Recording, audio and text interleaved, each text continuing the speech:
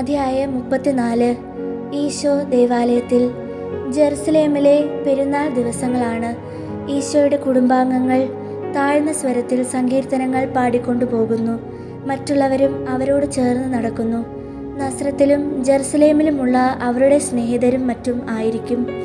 Joseph പുരുഷന്മാർക്ക് പ്രവേശനമുള്ള സ്ഥാനത്ത് പോയി അത്യുന്നതനെ ആരാധിച്ച ശേഷം ഈശോയെയും കൂട്ടിക്കൊണ്ട് ഏതാനും മുറ്റങ്ങൾ കടന്ന് സിനഗോഗ് പോലുള്ള ഒരു വലിയ മുറിയിൽ പ്രവേശിക്കുന്നു.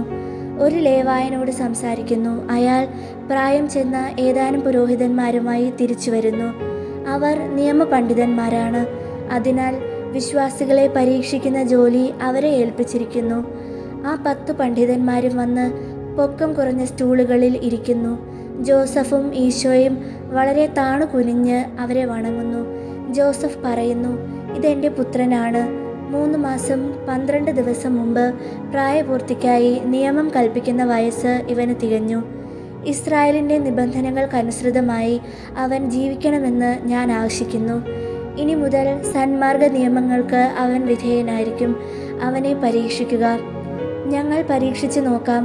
മുന്നോട്ട് വരൂ കുട്ടി. നിന്റെ പേരെന്താണ്? നസ്രത്തിലെ ജോസഫിൻ്റെ മകൻ ഈശോ.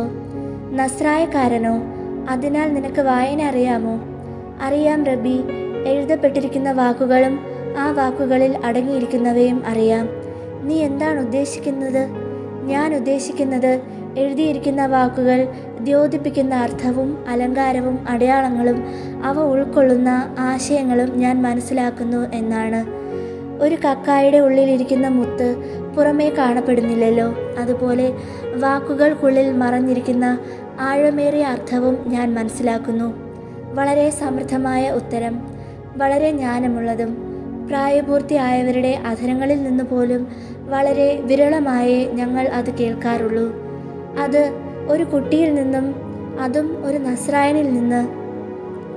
10 പേരുടെയും ശ്രദ്ധ സജീവമായി. ഒരു നിമിഷത്തേക്ക് പോലും സ്വർണ്ണമുടിയുള്ള സുന്ദരനായ ആ ബാലനിൽ നിന്ന് കണ്ണുതിരിക്കാൻ അവർക്ക് കഴിയുന്നില്ല. തൻ്റെ ഇടം അശേഷം പോലും കാണിക്കാതെ, എന്നാൽ സംശയവും ഭയവുമില്ലാതെ ആത്മവിശ്വാസം നിറഞ്ഞ കണ്ണുകളോടെ ഈശോ അവരെ നോക്കുന്നു.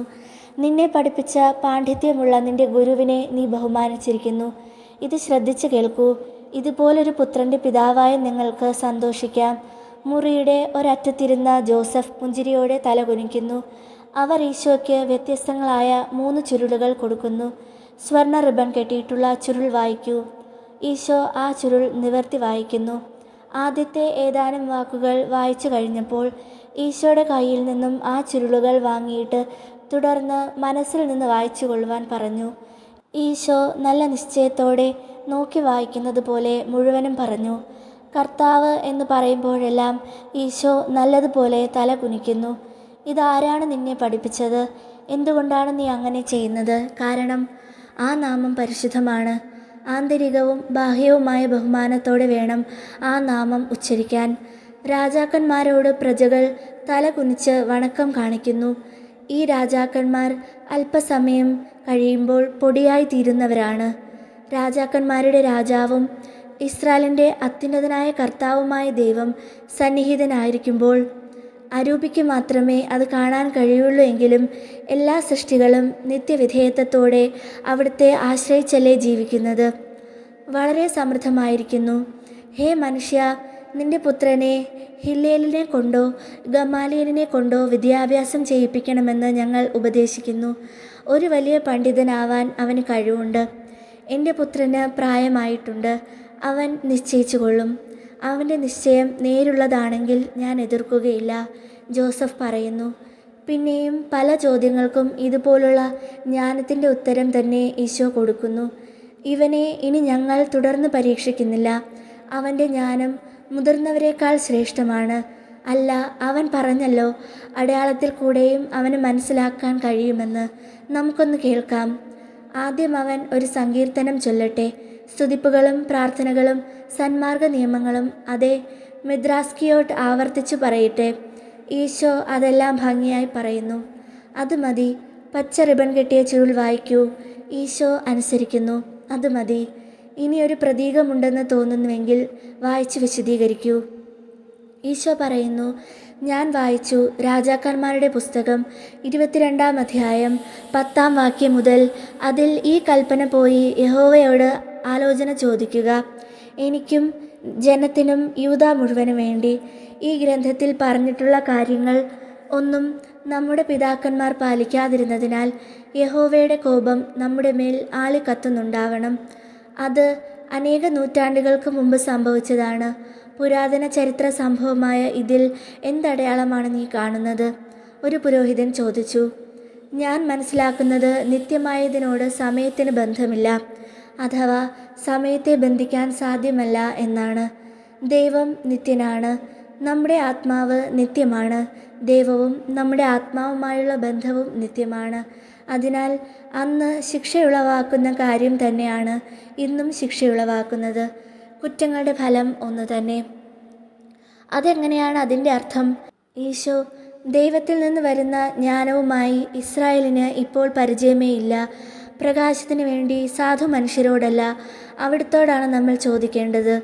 ദൈവത്തോട് വിശ്വസ്തതയും നീതിയും പുലർത്താതെ പ്രകാശം ലഭിക്കാൻ പോകുന്നില്ല.